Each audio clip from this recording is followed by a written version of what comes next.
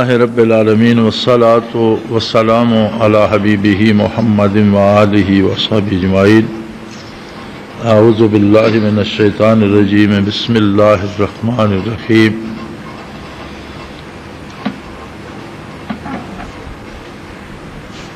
والذی ارسل رسولہ بالہدی ودین الحق لیظہرہ علی الدین کلہ وکفی باللہ شہیدا۔ اللہم سبحانک لا علم لنا الا ما علمتنا انک انت العلیم الحکیم۔ مولایا صلی وسلم دائما ابدا علی حبیبک من زانت بہ الاسر۔ اللہ جل شانہ نے اپنی ذات کا تعارف، اپنی شناخت اپنے رسول صلی اللہ علیہ وآلہ آلہ وسلم کے حوالے سے کرائی، اور فقہ کی کتابوں میں یہ مسئلہ درج ہے کہ اللہ پر ایمان کی شرط یہ ہے کہ پورے خلوص کے ساتھ یہ اقرار کرے کہ میں اس اللہ کو ویسا ہی مانتا ہوں جیسا حضرت محمد صلی اللہ علیہ وسلم، جو حضرت عبداللہ کے بیٹے، اللہ کے آخری نبی، مکہ مکرمہ میں پیدا ہوئے اور جنہوں نے مدینہ منورہ ہجرت فرمائی، جیسا وہ منواتے ہیں ذات اور صفات کے ساتھ، میں ویسا ہی مانتا ہوں۔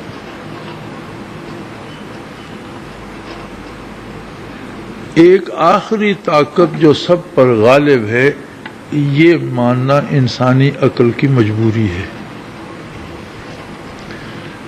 جو لوگ کسی مذہب کو نہیں مانتے، در حقیقت یہ بھی ایک مذہب ہے کہ کسی مذہب کو نہ مانا جائے، اور ان کے نزدیک زمانہ سب کچھ کرتا ہے، وقت سب کچھ کرتا ہے، اور جوں جوں وقت گزرتا ہے، جوں جوں زمانہ بدلتا ہے، چیزیں تبدیل ہوتی رہتی ہیں۔ اب آج کئی دن سے مغربی محققین اس بات کی تفصیلات بیان کر رہے ہیں کہ آدمی کس طرح بندر سے انسان کیسے بنا۔ اب اس پہ وہ زور لگا رہے ہیں کہ زمانے نے، وقت نے اس میں تبدیلیاں پیدا کی، اور یہ ہڈی فلاں زمانے کی ہے، اس وقت یہ بندر تھا، پھر یہ ہڈی فلاں زمانے کی ہے۔ کوئی بے شمار کھوپڑیاں اکٹھی کر رکھی ہوتی ہیں، کوئی ہڈیاں، تو وہ آہستہ آہستہ آہستہ آہستہ موجودہ دور کے انسان کے قریب ہوتا جا رہا ہے۔ اسی لیے انہیں دہر یہ کہا جاتا ہے کہ یہ دہر کو، زمانے کو سب کچھ مانتے ہیں۔ لیکن سوچنے کی بات یہ ہے کہ ایک طاقت کو ماننا کہ وہ آخری طاقت ہے اور سب کرتی ہے، ان کی بھی مجبوری ہے۔ اسی طرح ہندوؤں کے بہت سے فرقے ہیں اور بہت سے بے شمار بتوں کو دیوی دیوتاؤں کے نام سے مانتے ہیں، لیکن تمام دیویوں کو، دیوتاؤں کو کچھ نہ کچھ اختیار دیتے چلے آتے ہیں۔ پھر آخر انہیں بھی ایک ماننا پڑتا ہے کہ ایک مہادیو ہے، سب سے بڑا دیوتا ہے، کہ سارے اس کے بھی تابع۔ یعنی عقل انسانی کی یہ مجبوری ہے کہ آخر اسے ایک ایسی طاقت ماننا پڑتی ہے جو سب پر غالب ہے۔ تخلیق کے اعتبار سے چلیں تو جی اسے اس نے بنایا، اسے کس نے بنایا، اس نے بنایا، اسے کس نے بنایا، آپ چلتے رہیں تو اس میں جب تک ایک آخری طاقت نہ مان لیں کہ وہ اپنی ذات سے قائم ہے، اسے کسی نے نہیں بنایا، تب تک تسلسل ختم نہیں ہوتا۔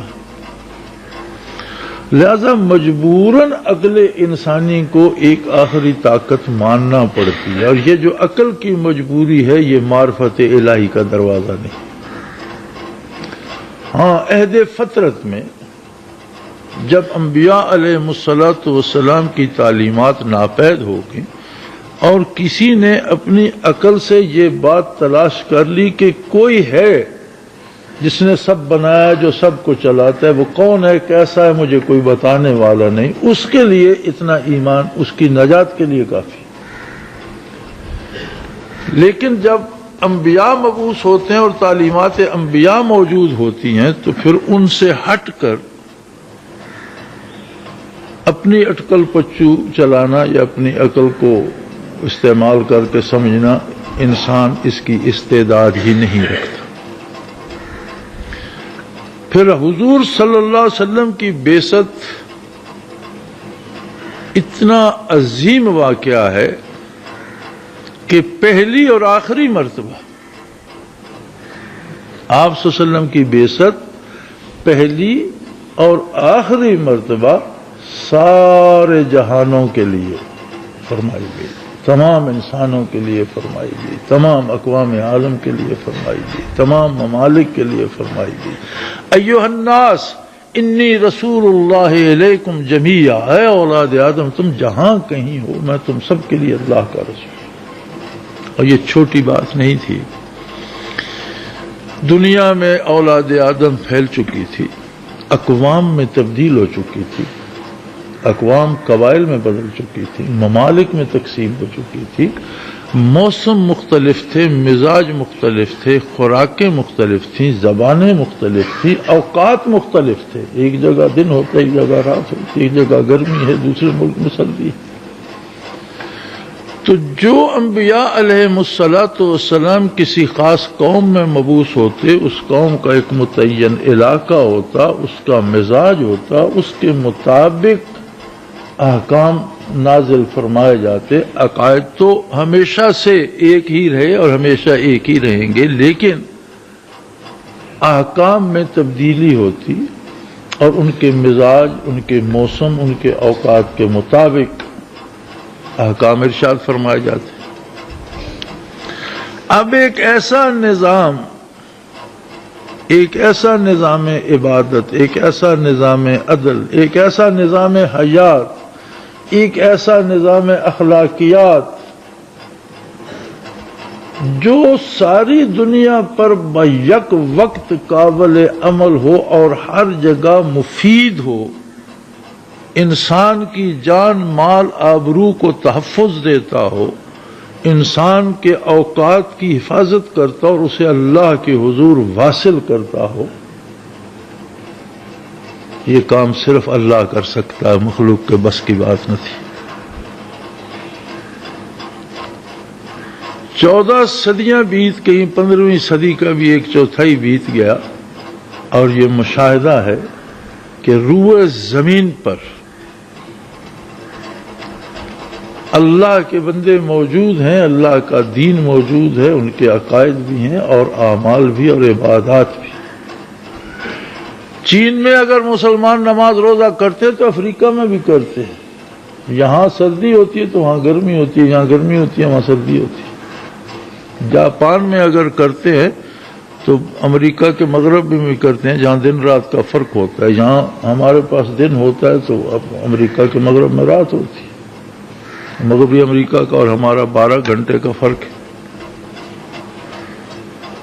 موسموں کا بھی بڑا فرق ہے، کہیں سارا سال برف جمی رہتی ہے، کہیں تپتے سیراں ہیں کسی جگہ اور سارا سال کوئی چھینٹا نہیں پڑتا۔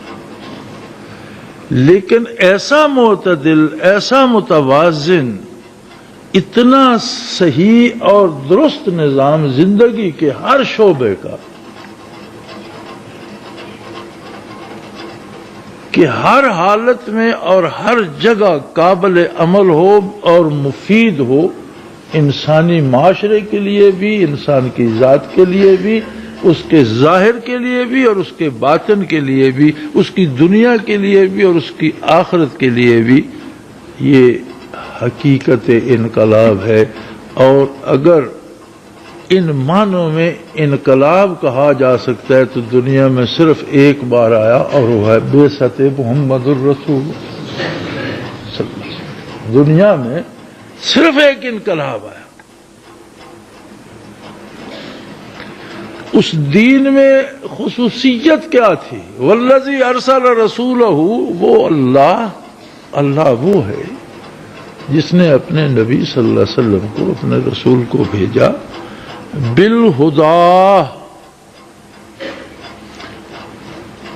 عربی لغت میں ہدا کا مفہوم ہوتا ہے کسی بھی کام کو کرنے کا صحیح طریقہ، وہ اس کام کے لیے ہدا ہے، ہدایت ہے۔ عقیدے میں ہدایت، صحیح عقیدہ، عمل میں ہدایت، صحیح عمل۔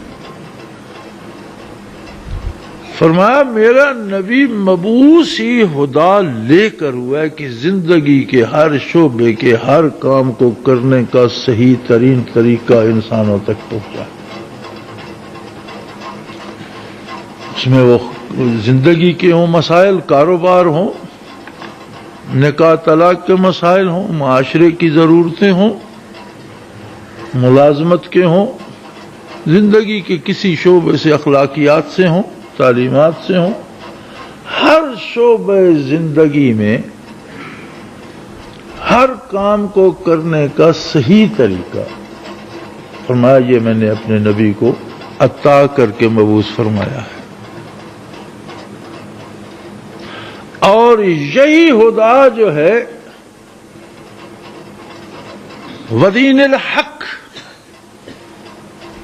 اسی ہدا پر انحصار ہے دین حق کا، یعنی اسی ہدا کو عقیدے سے عمل تک جو اپنائے گا وہ دین حق پر کاربند۔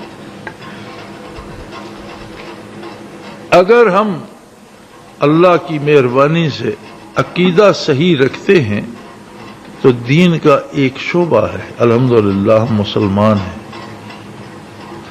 لیکن اگر عمل نہیں کرتے اس کی مرضی، وہ معاف کر دے تو معافی کی گنجائش باقی ہے، چونکہ کافر کے لیے اگر اس کا خاتمہ کفر پر ہوتا ہے تو اللہ نے طے کر دیا کہ میں اسے معاف نہیں کروں، وہ تو فیصلہ ہو چکا۔ بندے مومن کتنا بھی خطا کار ہے، اللہ قادر ہے چاہے تو ساری خطائیں معاف کر دے، لیکن ایمان کے ساتھ عمل نہ کرنا ایک بہت بڑا جرم بھی ہے۔ عمل نہ کرنا ایمان کی ایک حد تک نفی کر دیتا ہے، چونکہ عمل گواہ ہے۔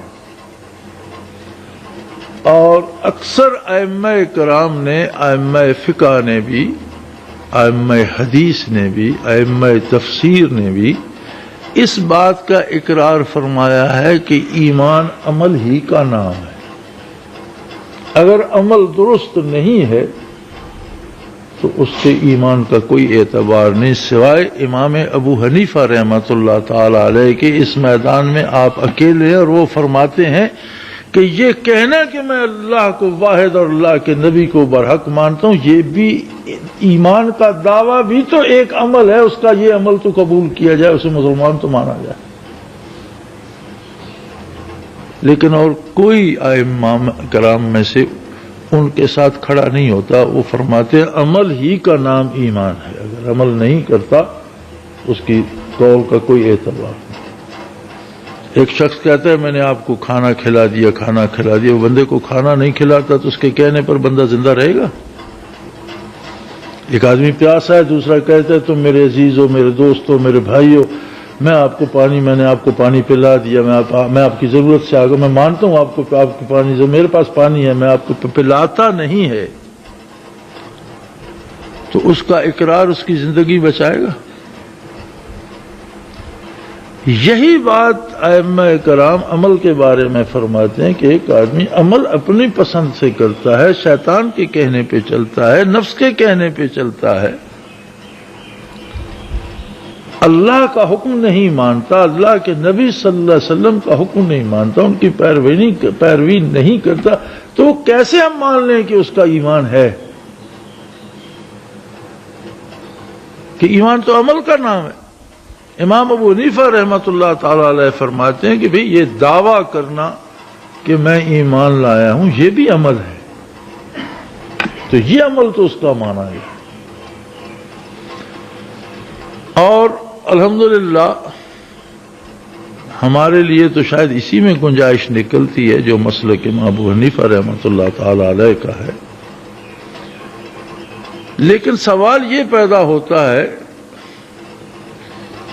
کہ جو کچھ ہمارے سامنے ہے، جو کچھ ہم دیکھ رہے ہیں، جس سے ہم برت رہے ہیں، جو کچھ ہم پر بیت رہی ہے، اس کا عالم، اس کی حالت، اس ماحول کو دیکھیں تو وحشت طاری ہو جاتی ہے کہ ایمان کہاں ہے.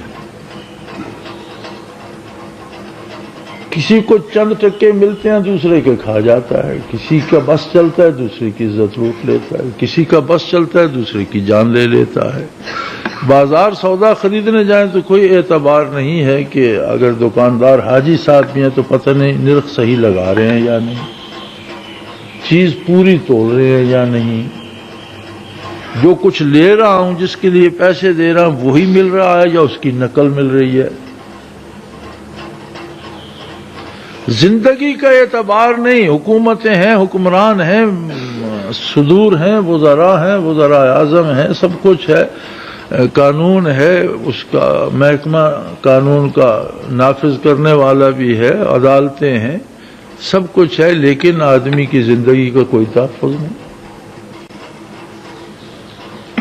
تو اگر حقیقت تلاش کی جائے تو اس کا سبب ہم ہیں، ہمارا کردار ہے، ہماری خواہشات نفس ہیں، ہماری چھوٹی چھوٹی خواہشات جو ہم دوسرے کی چیز چھین لینا چاہتے ہیں، صرف اپنے لیے سوچتے ہیں میرا کیا ہوگا، مجھے کیا مل جائے گا، میں کیا حاصل کر لوں گا.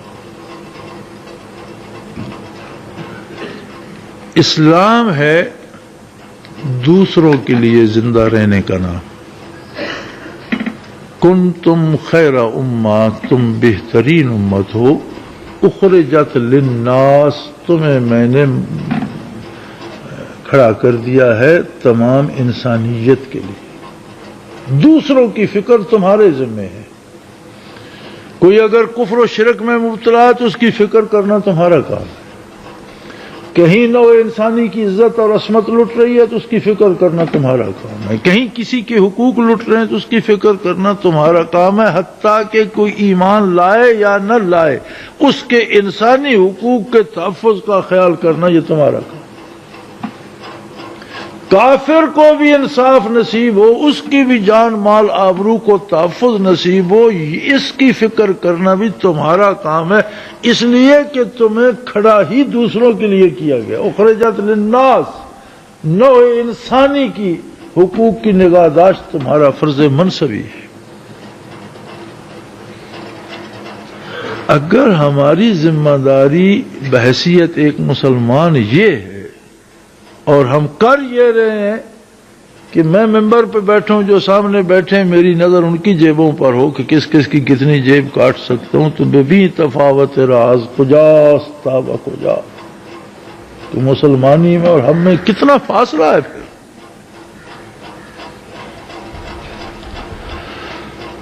پھر ہر بندہ یہ کہتا ہے کہ فلاں صحیح نہیں ہے. فلاں کی بات بعد میں آئے گی، پہلے اپنی فکر تو کرو. اگر ایک بندہ اللہ مجھے توبہ دیتا ہے، کی توفیق دیتا ہے، اور میں اپنے کردار میں سچی پرخلوص توبہ کر کے زیادتی سے رک جاتا ہوں، تو شاید میری ایک کی توبہ ہزاروں آدمیوں کو دنیاوی تباہی سے بچانے کا سبب تو بن جائے. اگر ہم یہ سوچیں تو میرا خیال ہے سب سے زیادہ ضروری اور اہم کام یہ ہے کہ اپنی ذاتی اصلاح کی جائے. اب اصلاح کیسے ہو؟ اس کے لیے دو شرائط ہیں. جاننا بھی شرط ہے اور اس پر عمل کرنا بھی شرط ہے. جو جانتا ہی نہیں عمل کیا کرے گا؟ اور جانتا ہے عمل نہیں کرتا تو نتیجہ کیا آئے گا؟ ایک آدمی کو کھانا پکانا آتا ہے لیکن اٹھ کر پکاتا نہیں، پیٹ کیسے بھرے گا؟ آتا ہی نہیں تو پکائے گا کیا خواہ؟ جاننا بھی ضروری ہے. جس طرح آپ نے یہ دیکھا کہ یہ بزرگ سفید ریش جھکی ہوئی کمروں والے بھی 8 روزہ کورس کر رہے ہیں. ضروری ہے جاننا. اگر نہیں جانتے تھے انہوں نے جو جانا، اللہ کریم انہیں عمل کی توفیق دے، بہت ضروری ہے. اسی لیے یہ کوشش کی جاتی ہے کہ ضروریات دین بچے سے لے کر بوڑھے ہر ایک کو بتائی جائیں، سکھائی جائیں، یاد کرائیں. یہ ضروری ہے. لیکن جاننے کے بعد پہلے تو جاننا بھی ایک مشکل مرحلہ ہے، اتنا آسان نہیں. لیکن اگر اللہ کریم علم دے دیں تو توفیق عمل اس سے آگے بہت بڑا مرحلہ ہے کہ جو کچھ جانا ہے، جو کچھ پڑھا ہے، اس پر دل کی گہرائی سے یقین بھی ہو. ہمیں یقین ہے کہ سانپ زہریلا جانور ہے، کتنا بچتے ہیں اس سے، بھاگ جاتے ہیں یا اسے مار دیتے ہیں.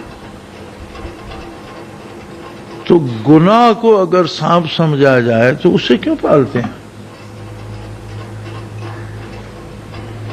وہ مادی جسم کو ڈستا ہے اور اس کی حیات کے انقطاع کا سبب بنتا ہے، اور گناہ روح کو ڈستا ہے اور اس کی حیات کے انقطاع کا سبب بنتا ہے. روح کی موت ہوتی ہے اللہ سے محرومی، وصال الہی سے محرومی، ایمان سے محرومی، یہ روح کی موت.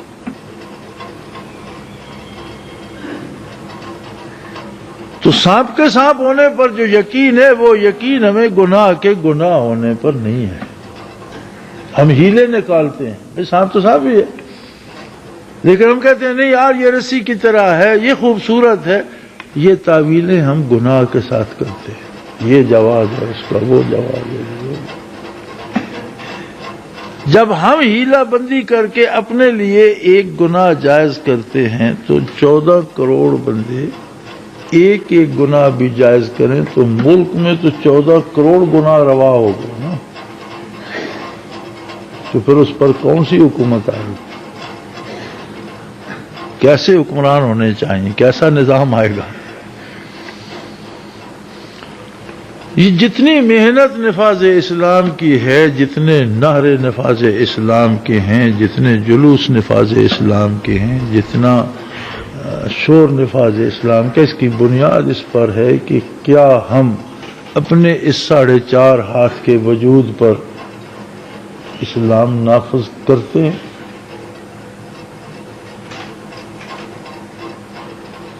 اگر نہیں کرتے تو اتنے بڑے خطے زمین پر ہمارے شور کرنے سے کیسے محفوظ؟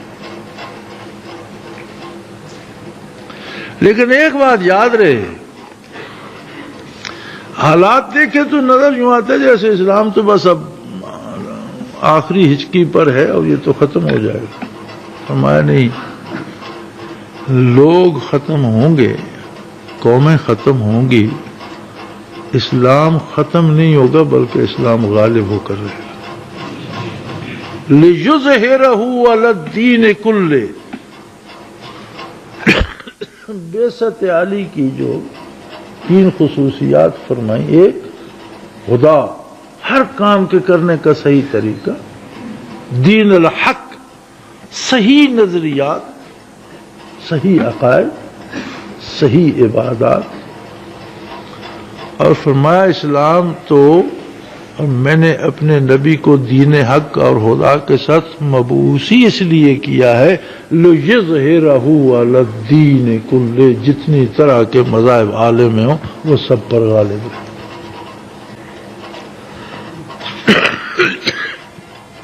اگر وقتی یا حادثاتی طور پر عالم کے طویل سفر میں، صدیوں کی طویل مسافت میں کچھ عرصہ ایسا بھی آ جاتا ہے جہاں روئے زمین پر یا کسی خطے زمین پر اسلام کا غلبہ نہیں رہا، تو اس کا یہ مطلب نہیں ہے کہ اسلام مٹ گیا. اسلام کے پاس پھر بھی بے شمار چھوٹے چھوٹے خطے ہیں جن پر وہ قابض ہے پورے تسلط سے، اور وہ ہیں انسانی وجود، وہ ہیں مسلمانوں کے قلوب اور ان کے سینے. اس عالم ہاؤ ہو میں، اس ناانصافی اور اس ظلم میں، اس دہشت گردی میں بھی آپ کو ایسے چلتے پھرتے لوگ ملیں گے جن پر اسلام غالب ہے اور اسلام کے علاوہ کچھ نہیں، ان کو کسی چیز کو پرواہ نہیں کرتے۔ اسلام کی سلطنت موجود ہے، مٹے گی نہیں، لیکن یہ اس کا طریقہ ہے کہ جب لوگ قدر کرنا چھوڑ دیتے ہیں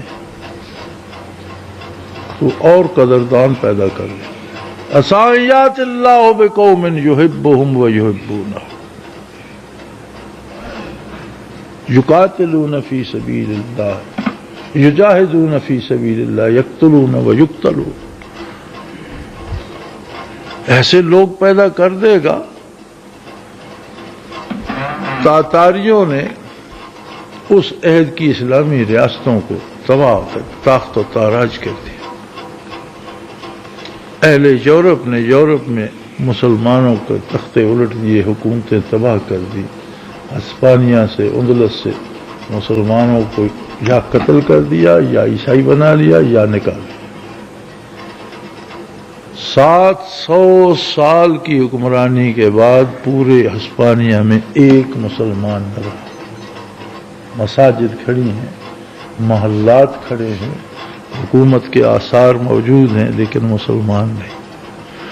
اور بڑا خوش ہو رہا تھا کفر، وہ ایسا قادر ہے، اس نے تاتاریوں کو کلمہ پڑھا دیا اور وہ ادھر سے مغربی یورپ سے مسلمانوں کو نکال رہے تھے اور مشرق سے یورپ میں اسلام کا جھنڈا لیے تاتاری داخل ہو رہے۔ اور علامہ مرحوم نے کہا پاسباں مل گئے کعبے کو صنم خانے سے، کہ وہ خانے سے اٹھا کے انہیں بیت اللہ کا محافظ بنا دیا۔ اسلام رہے گا، مٹنا اسی کا مقدر ہے جو خود کو اسلام سے الگ کر لے گا۔ مٹے گا وہی، تباہی اسی کا مقدر ہے، خسارہ اسی کو ہوگا جو خود کو اسلام سے الگ کر لے۔ اسلام نہ صرف رہے گا بلکہ اسلام غالب رہے گا۔ لِيُظْهِرَهُ عَلَى الدِّينِ كُلِّهِ، تمام مذاہب عالم پر غلبہ اسلام کا ہوگا۔ کیسے ہوگا؟ کون کر سکتا ہے؟ فرمایا کفا باللہ شہیدا، اس کا گواہ میں اللہ کافی ہوں، ہر چیز پہ قادر ہوں۔ ظلم پھر ظلم ہے، بڑھتا ہے تو مٹ جاتا ہے، خون پھر خون ہے، بہتا ہے تو جم جاتا ہے۔ کب تک بہے گا؟ آخر جم کر ایک دیوار بن جائے گا۔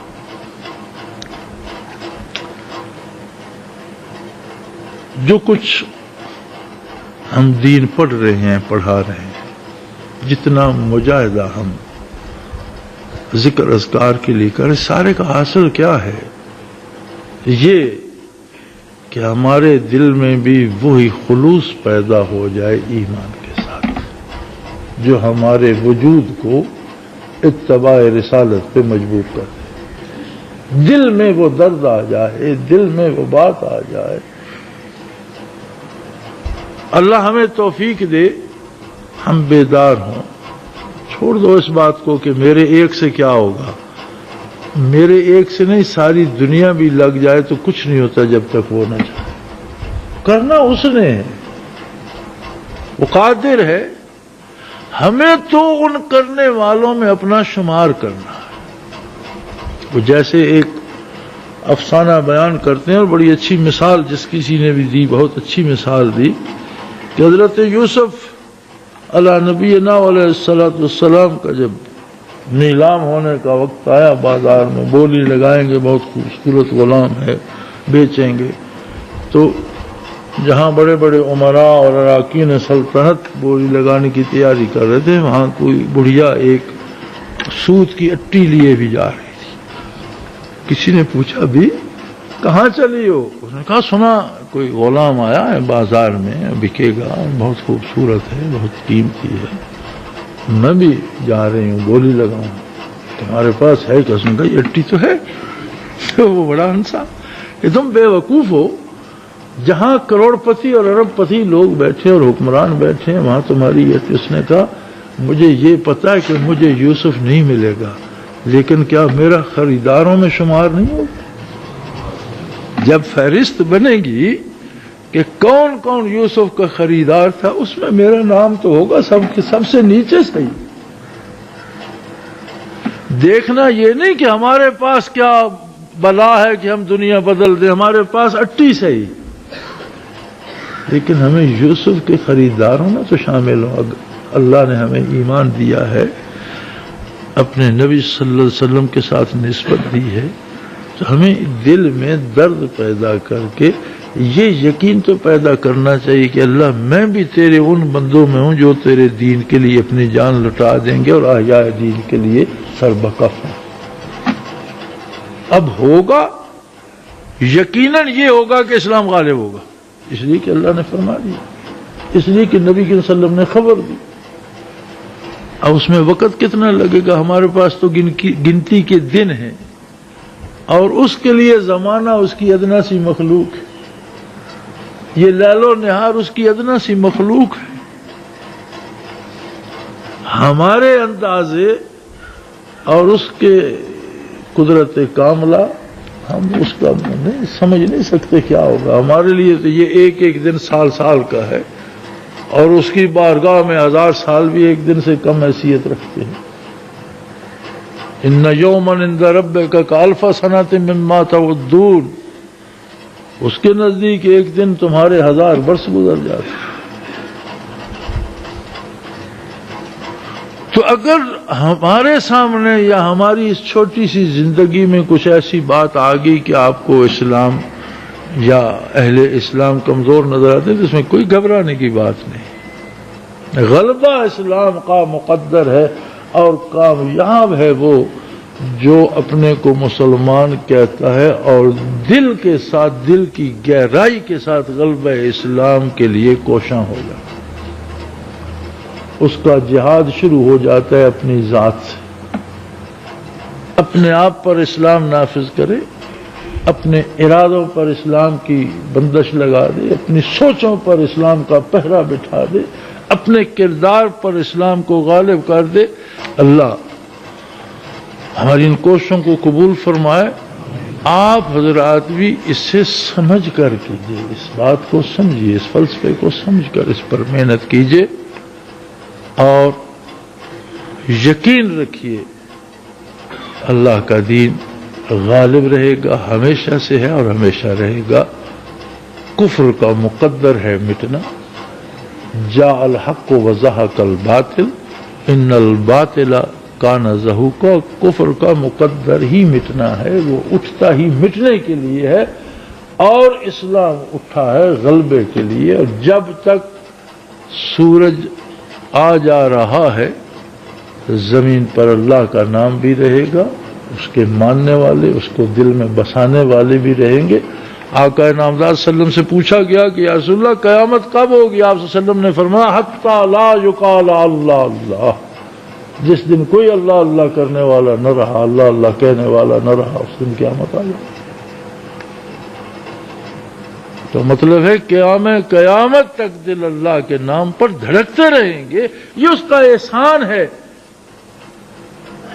کہ مجھے آپ کو اس کی توفیق دے دے، ہمیں ان لوگوں میں شامل کر دے جو اللہ کا نام لیتے ہیں، ہمیں ان لوگوں میں شامل کر دے جو اطاعت پیغمبر کی طلب صادق رکھتے ہیں، ہمیں ان لوگوں میں شامل کر دے جو اصلاح احوال کے لیے کوشاں ہیں 1000 کوتاہیوں لغزشوں کے باوجود۔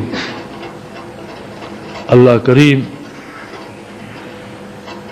ہماری گناہوں اور لغزشوں سے درگزر فرما کر توفیق عمل عطا فرمائے، عامت المسلمین کو غلبہ اسلام کا درد عطا کرے، شہداء کے درجات بلند فرمائے، اور مجاہدین کو ہمیشہ ہمیشہ اپنی طاقت، اپنی قوت، اپنی تائید سے نوازتا رہے، کفر کو خائب و خاسر کرے کہ یہ اس کا مقدر ہے۔